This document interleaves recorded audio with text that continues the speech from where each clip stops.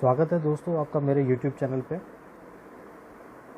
आज हम बात करेंगे ज़मीन में निवेश से पहले किन बातों का ध्यान रखना बहुत ज़रूरी है या जैसे हम कहें अनिवार्य है। दोस्तों, आजकल लोगों में ज़मीन के प्रति इन्वेस्टमेंट करने का शौक़ बढ़ता जा रहा है। ज़मीन या लैंड में निवेश करके लंबे समय के लिए संपत्ति बनाना एक बहुत अच्छा विचार है। इतना ही नहीं, आजकल लोग ज़मीन में निवेश करके अपने बच्चों के लिए संपत्ति या प्रॉपर्टी बनाने का एक अच्छा तरीका मानने लगे हैं, जो कि हर मायने में सही भी है। वहीं कुछ लोग ज़मीन इस नज़रिए से भी खरीदना बेहतर समझते हैं ताकि उन्हें भविष्य में अपने बच्चों की शादी या पढ़ाई के दौरान मदद मिल सके। क्योंकि ज़मीन या लैंड में निवेश करना देखा जाए तो लाइफ लॉन्ग सेविंग होती है। इसके साथ ही एक ऐसी पूंजी होती है जिसे आप कभी भी इस्तेमाल कर सकते हैं। इतना ही नहीं, देखा गया है कि कुछ व्यक्ति जैसे कि NRI या वरिष्ठ नागरिक जिन्हें फ्लैट खरीदने या फिर किराएदारों को संभालने में परेशानी होती है, वो प्लॉट खरीदना ही पसंद करते हैं। हालांकि इसके अपने फ़ायदे और नुकसान हैं। ये बात भी बिल्कुल सच है कि ज़मीन में निवेश करने के कुछ लाभ और नुकसान भी हैं। आइए जानते हैं प्रॉपर्टी खरीदने से पहले आपको क्या देखने की ज़रूरत होती है। जहां संपत्ति या प्रॉपर्टी खरीदने जा रहे हैं, वहां के सबसे पहले आपको नियम या कानून, जिसे हम रूल ऑफ लॉ कहते हैं, उसके बारे में जानकारी लें। क्योंकि कई राज्यों के कानून अलग होते हैं। हाउसिंग सोसाइटीज़ के अपने रूल या नियम होते हैं। सोसाइटी के मकानों में हाउसेज ऑफ सोसाइटी में उनके बायलॉज की कॉपी ज़रूर देखनी चाहिए और साथ ही NOC भी लेनी चाहिए। सही प्लॉट कैसे चुनें? प्लॉट खरीदने से पहले एरिया के विकास की संभावनाओं और कानूनी मुद्दों पर ज़रूर ध्यान दें। जब आप किसी दूर दराज के इलाके में ज़मीन में निवेश करते हैं तो आप भविष्य पर दांव लगा रहे होते हैं। ऐसे में आपको एरिया के डेवलपमेंट प्लान की जानकारी होनी बिल्कुल चाहिए। लोकल डेवलपमेंट अथॉरिटी की वेबसाइट और न्यूज़पेपर से आप इस बारे में जानकारी हासिल कर सकते हैं। ऐसे क्षेत्र का चुनाव करें जहां भविष्य में मैन्युफैक्चरिंग सर्विस सेक्टर के आने की उम्मीद हो।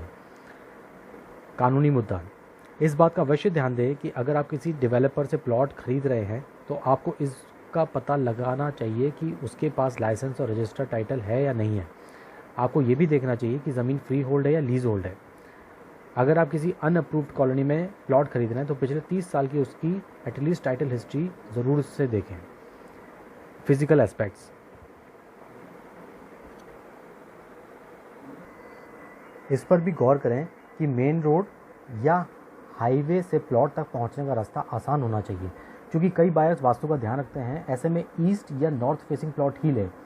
आपके प्लॉट के सामने कम से कम 9 मीटर चौड़ी सड़क होनी चाहिए। अगर आपका प्लॉट किसी बड़े खेत या पार्क के करीब है तो आपको इसकी ज़्यादा कीमत मिल सकती है। प्लॉट खरीदने के बाद इसका नियमित सीमांकन होना चाहिए और आपको इसकी बाउंड्री की जानकारी भी होनी चाहिए।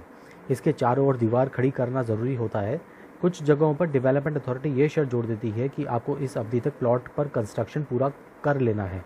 अगर आप ऐसा नहीं करते हैं तो होल्डिंग पीरियड, जिसे हम होल्डिंग पीरियड कहते हैं, वो घट जाएगा। ज़मीन खरीदना लॉन्ग टर्म इन्वेस्टमेंट है।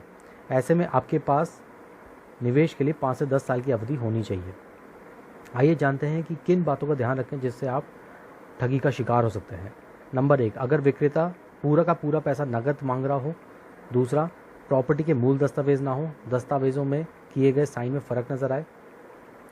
संपत्ति के दस्तावेज सादे कागज़ पर हो, सौदे के वक्त विक्रेता मौजूद ना हो, संपत्ति गिरवी हो या उस पर कोई मुकदमा चल रहा हो, संपत्ति कर, बिजली का बिल, पानी का बिल जैसी चीज़ों का भुगतान रुका हुआ हो, संपत्ति पर विक्रेता के अलावा किसी और का कब्जा हो। किन डॉक्यूमेंटेशंस का रखें ध्यान? आपको ज़मीन खरीदने से पहले इन दस्तावेज़ों का ध्यान रखना चाहिए। अगर आप किसी अथॉरिटी से ज़मीन खरीद रहे हैं तो आप इसके टाइटल को लेकर आश्वस्त हो सकते हैं। ये प्लॉट आपको अलॉटमेंट के जरिए बेचा जाएगा और आपको बतौर ओनरशिप एक रजिस्टर्ड सेल डीड मिलेगी। वहीं अगर आप किसी डेवलपर से प्लॉट खरीद रहे हैं तो कॉलोनी को उसके इलाके के टाउन और कंट्री प्लानिंग ऑफिस से मंजूरी मिली होनी चाहिए। इस बात का आपको विशेष रूप से ध्यान रखना चाहिए। डेवलपर के पास कॉलोनी विकसित करने का लाइसेंस होना चाहिए। डेवलपर के पास टाउनशिप के लेआउट की मंजूरी भी होनी चाहिए। ज़मीन खरीदते वक्त आपके पास अलॉटमेंट लेटर, पोजेशन लेटर और रजिस्टर्ड सेल डीड, ये 3 दस्तावेज होने ही चाहिए। और डेवलपर से आप तक आने वाले टाइटल की जाँच करें।